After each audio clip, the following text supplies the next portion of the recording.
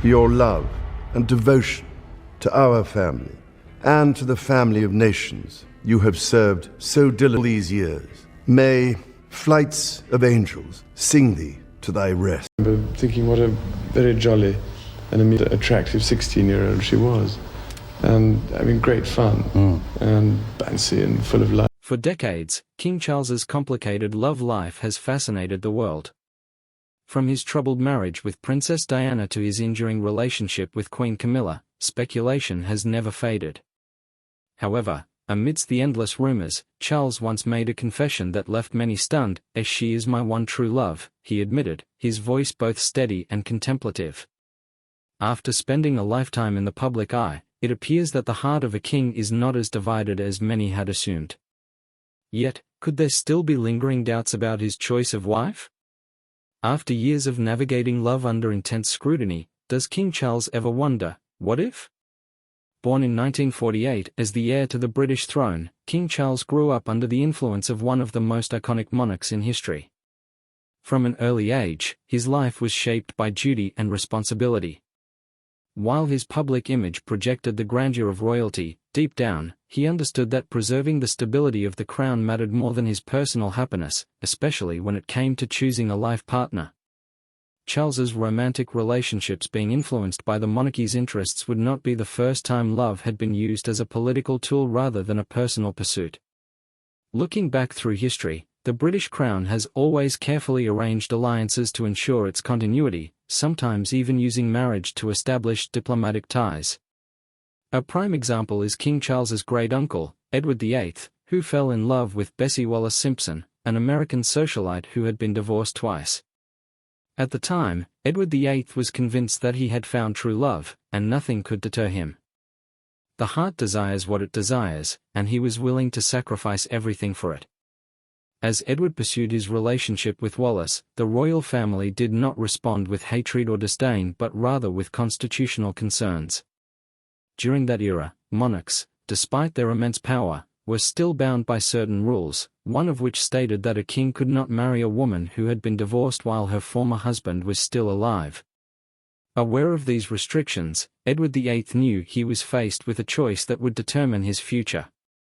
He faced two choices, either to simply let go of his love or abdicate the throne, allowing his brother George VI to take over as king while he pursued the desires of his heart. The first option seemed to carry an air of bravery and patriotism, appearing to be the only real choice, while the second was more of a formality. However, in 1936, he shocked the world by abdicating the throne in favor of love. Initially, he attempted to bend the British crown to his will, but the crown bows to no one. It commands, and all must fall in line. Charles, however, faced a different dilemma. His choice was between Diana, a love interest from the aristocracy, and Camilla Parker Bowles, who had no aristocratic ties. In truth, the crown had already made the decision for him.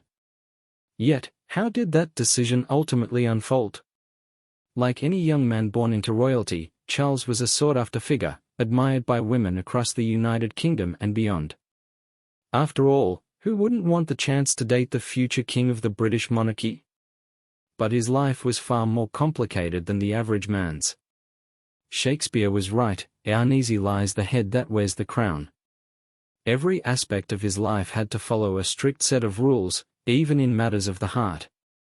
Despite these constraints, Charles seemed fortunate at first, as love appeared to be within his grasp when he met Sarah Spencer, his initial choice.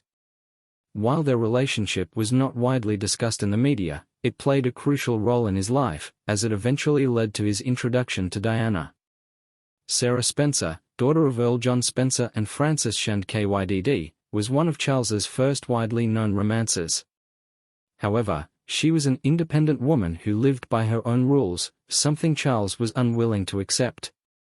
Their relationship ended when she reportedly shared details about their private life and later dismissed their romance altogether. She famously stated that she would never marry Charles, whether he were the dustman of England or the future king.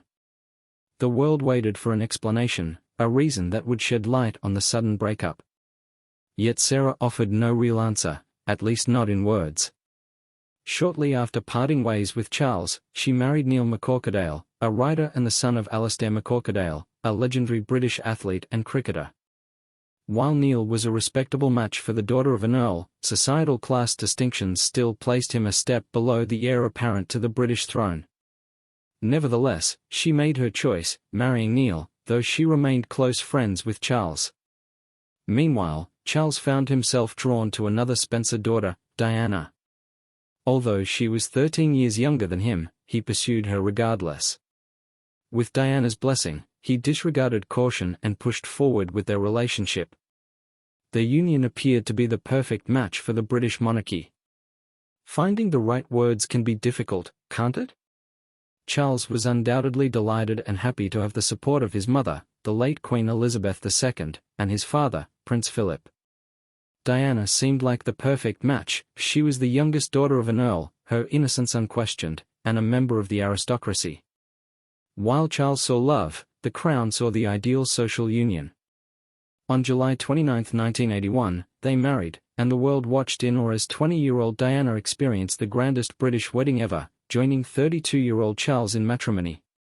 Despite the outward spectacle, Charles had lingering doubts, as his heart longed for Camilla Parker.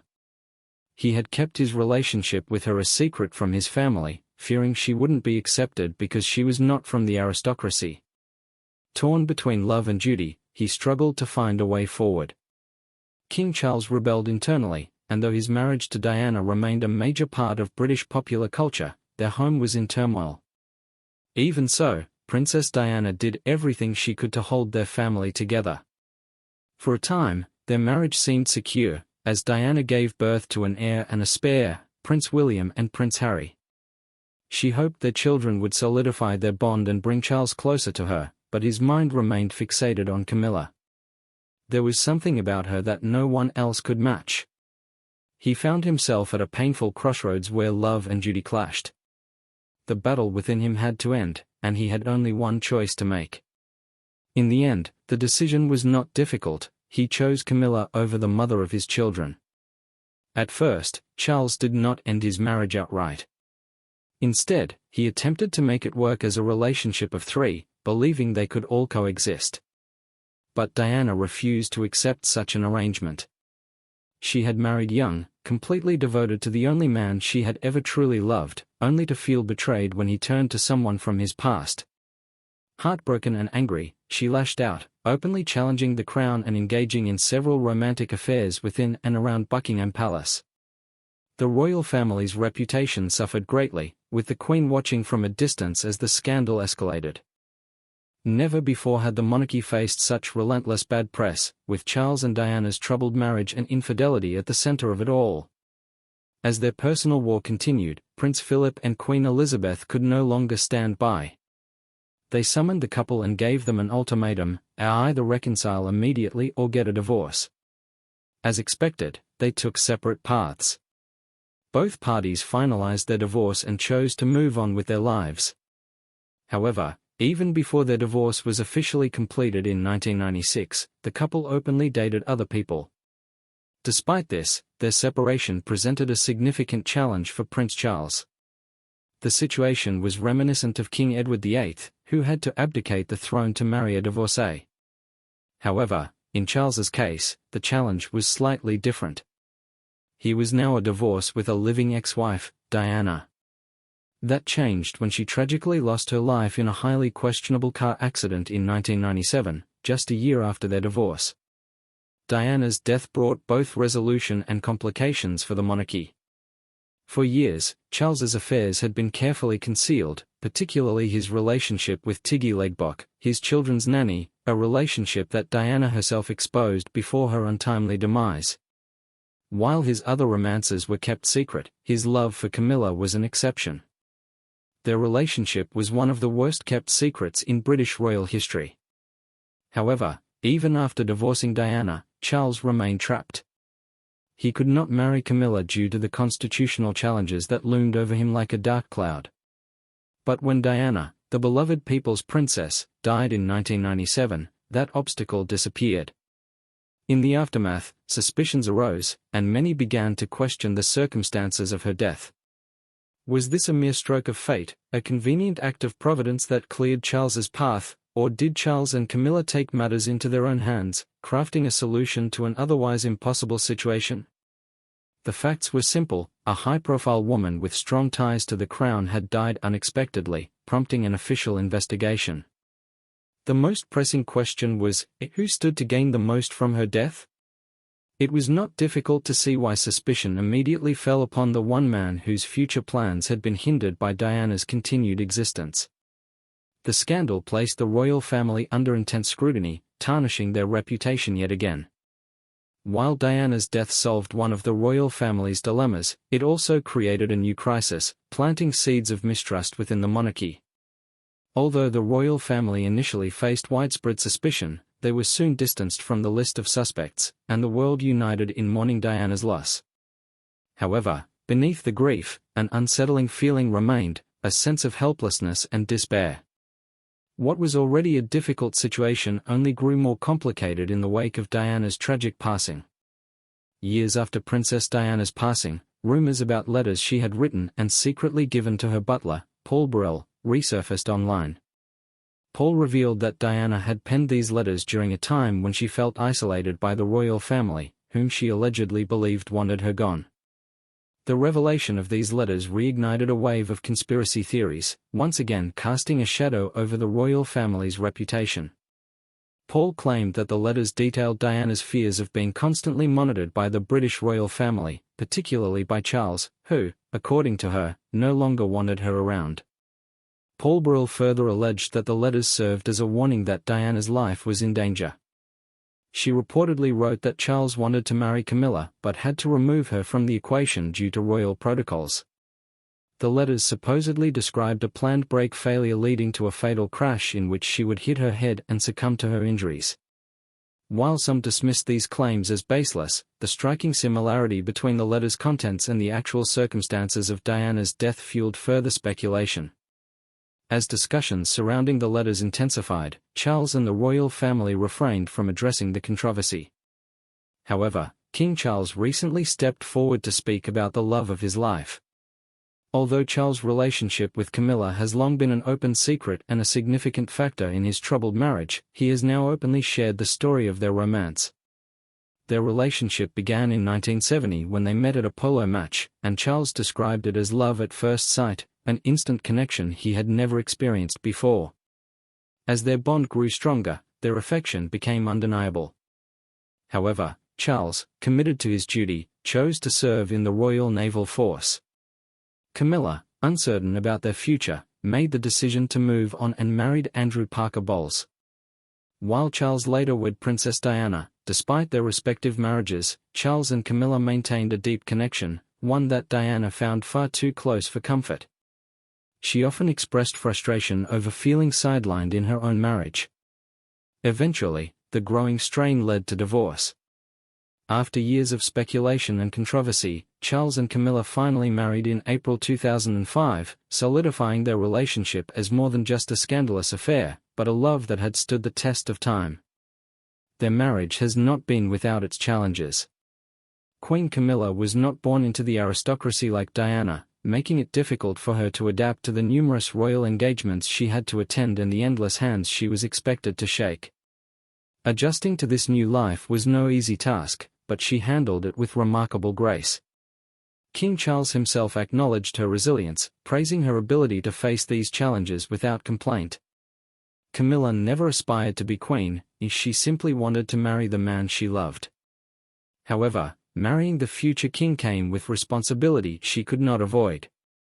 Unlike Diana, who was constantly in the media spotlight, Camilla has largely remained private.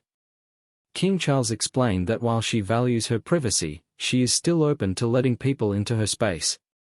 He admired her ability to navigate unfamiliar situations and highlighted her warm, humorous nature, which has been a source of strength for both of them.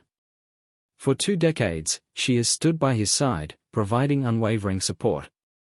The reason behind this rare public expression of affection was clear: King Charles wanted the world to understand where his heart truly lay. Even though Diana was his first wife, despite his deep love for Camilla, Charles had also cared for Diana in the past. During a joint interview, when asked about their relationship, Diana confidently affirmed, "Of course we are in love." However, Charles's response was less straightforward. Whatever love is, he replied, adding, I suppose in love, of course, whatever in love means. His words were open to interpretation, but many believed this was his way of saying that while he had affection for Diana, his heart belonged to Camilla. Over the years, Charles had dropped subtle hints about his true feelings, though few had paid close attention.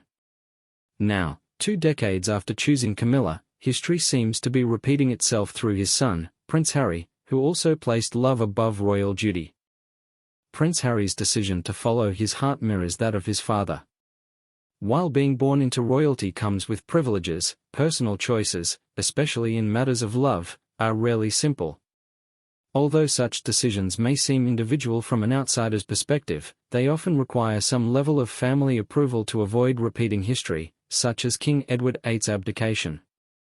This time, Prince Harry, often referred to as the Spare, followed the path of both his father and great-uncle, choosing love over duty. He met Meghan Markle, an American Hollywood actress, through a social media post and was later introduced by a mutual friend. For a while, they kept their relationship hidden from both the public and the royal family. They soon decided it was time to make their relationship public. Their first appearance at Buckingham Palace was met with smiles and a warm reception, but things quickly took a turn for the worse. Meghan was not welcomed into the inner circles of the palace, and controversies such as slander, alleged conflicts, and the Tiara Gate incident created a wave of negative publicity around her. Harry refused to stand by and watch. Much like his great-uncle before him, he chose to abandon his royal duties and follow the woman he loved across the Atlantic, settling in the United States. As reports of King Charles's disappointment spread through the media, it became clear that his own past was not too different from Harry's. However, Harry went even further by documenting his family's alleged treatment of his wife and the reasons behind his decision in his book Spare, released on January 10, 2024. It was a striking example of history repeating itself. The monarchy has always required personal sacrifice, prioritizing the crown above all else.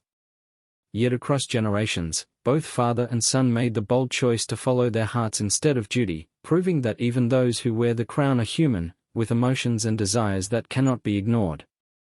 Do you think King Charles was right to follow his heart's desires even after marrying Diana? Can Camilla ever fully earn William and Harry's acceptance? Share your thoughts in the comments. Don't forget to like, share, and subscribe to Exploration Nexus for more, and be sure to click on the next video on your screen. You won't want to miss it.